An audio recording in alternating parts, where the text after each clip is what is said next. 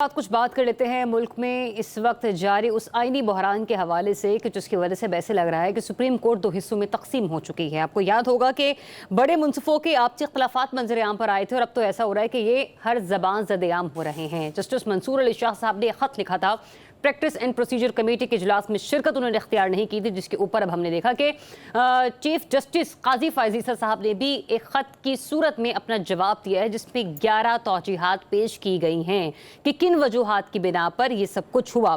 Anyways, इसके अलावा हम ये भी देख रहे हैं कि तहरीक इंसाफ ने प्रैक्टिस प्रोसीजर तरमीमी ऑर्डिनेंस को सुप्रीम कोर्ट में चैलेंज कर दिया है, लेकिन साथ ही साथ हम ये भी देख रहे हैं कि इलेक्शन कमीशन खासा हमें कंफ्यूज दिखाई दे रहा है, जिसके बाद हमने देखा कि इलेक्शन कमीशन ने भी एक दरख्वास्त जमा करवाई है सुप्रीम कोर्ट बार को, कहा है कि हमें मामला समझाया जाए कि आया कि इलेक्शन एक्ट पर जो है वो हमने अमल करना है, जो कि पार्लियामेंट की तरफ से तरमीम की गई थी, या फिर जो सुप्रीम कोर्ट का फैसला है उसके ऊपर अमल दरामद होगा। जदून साहब, आपसे आगाज करूंगी, मुझे ये बताइएगा, हमने माजी में भी देखा है कि वकला बिरादरी और जजेस साहिबान के दरमियान फैसलों के ऊपर कई किस्म के तनाज़ात सामने आए हैं, लेकिन जो आईनी बहरान गुज़िश्ता 1.5-2 साल में हमने देखा है इस मुल्क के अंदर, अब ऐसे लग रहा है कि शायद वो अपनी आखिरी स्टेज पर आ पहुंचा है।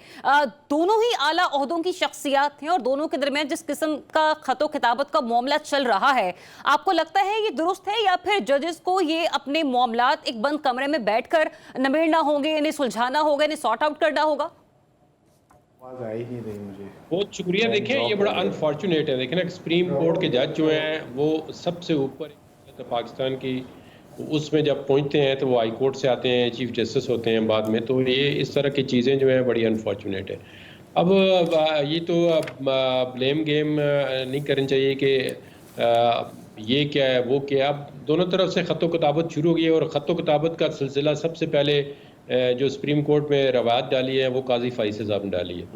गो कि उनके साथ बड़ी ज़्यादती की गई है। जब उनके साथ ज़्यादती की है कि तमाम वकला पाकिस्तान के बाहर एसोसिएशन के साथ खड़ी थी कि उनके साथ जो रेफरेंस आया बड़ा गलत है, उनको बेंचों में नहीं बिठाते थे, तो इसमें तो कोई शक नहीं, जब वो आए तो उन्होंने कुछ चीज़ें ठीक की हैं बेंच की कंपोजिशन। लेकिन अभी थोड़ा सा ये लग रहा है कि वो भी अपने जो समझते हैं कि मैं कोई इंडिपेंडेंट ओपिनियन वाले जज हैं, उनको वो साथ बिठाना पसंद नहीं करते। क्योंकि आप देखें ना, अगर अब जो उन्होंने ख़त ये लिखा है, उन्होंने ये लिखा था कि आप आर्डीनेंस के खिलाफ थे कि आर्डीनेंस अगर हमें लाना है तो पार्लियामेंट को बंद कर दें। तो आप उसी आर्डीनेंस पे आप अमल कर रहे हैं कि उसी आर्डीनेंस को एक आड़ बना के तो आप जो है फिर डिस्क्रिशन अपनी यूज़ कर रहे हैं। अब आप जो डिस्क्रिशन पहले उन्होंने ख़त्म किया, उन्होंने कहा जी डायल्यूट करते हैं पावर। चीफ जस्टिस 20 सीनियर सबसे होता है, उसके बाद 2 सीनियर से हुए जो एक प्यूनी जज और दूसरे जज। लेकिन उसमें देखा है कि अभी उन्होंने एक डिस्क्रिशन यूज़ करके तो अपनी एक मर्जी की बकौल उनके दूसरों के मर्जी की, और उन्होंने ये भी कहा कि आप सुप्रीम कोर्ट के जज से ये सवाल नहीं कर सकते कि उसने बेंच में किसको बिठाना है और किसको नहीं बिठाना है।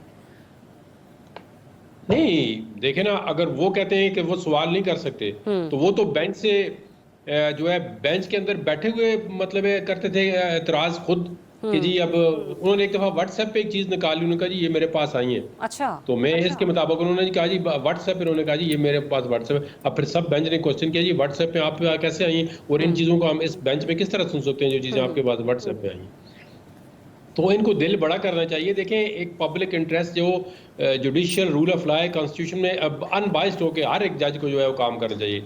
लेकिन हमारे यहाँ देखा है एक जो भी चीफ जस्टिस आता है उसको किसी न किसी पार्टी के साथ अलाइन कर दिया जाता है। अच्छा, लेकिन सर ये पार्टीज की भी बहुत बड़ी गलती है कि वो उस जज को बैक करना शुरू कर देती हैं। अभी रिसेंटली इमरान खान साहब ने भी जस्टिस मंसूर अली शाह साहब के हवाले से गुफ्तगू की कि लोग जो हैं वो उनको मुकम्मल सपोर्ट करें, तो कहीं ना कहीं ये एक तासुर बनना शुरू हो जाता है कि शायद ये उस पार्टी के हक में फैसले करेंगे, मतलब जज का फैसला आने से पहले ही कंट्रोवर्शियल हो जाता है।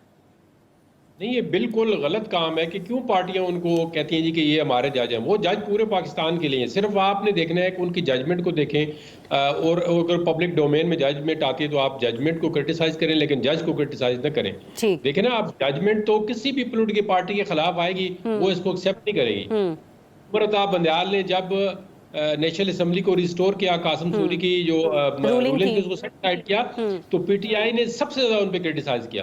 और वो उनके 5 जजों के जो कहते थे कि ये हम ख्याल बेंच है, ये हमेशा पीटीआई के हक में फैसले करते हैं, उनके पांचों के पांचों को फोटो लगा के आपने देखा है लंदन में किस जगह पे गाड़ी पे जूते मारे गए हैं तो पॉलिटिकल पार्टियों के पास इतना सब्र नहीं होता। जिस पार्टी के खिलाफ भी फैसला आता है, अगर वो मेरिट पे ही आए तो वो पार्टी कबूल नहीं करती। ठीक है। पाकिस्तान अच्छा, के अंदर ये बड़ा अनफॉर्चुनेट है कि जिस भी पार्टी के खिलाफ फैसला आता है वो उसको एक्सेप्ट नहीं करती। बिल्कुल बिल्कुल बिल्कुल ऐसा ही है। मुझे आगे बढ़ने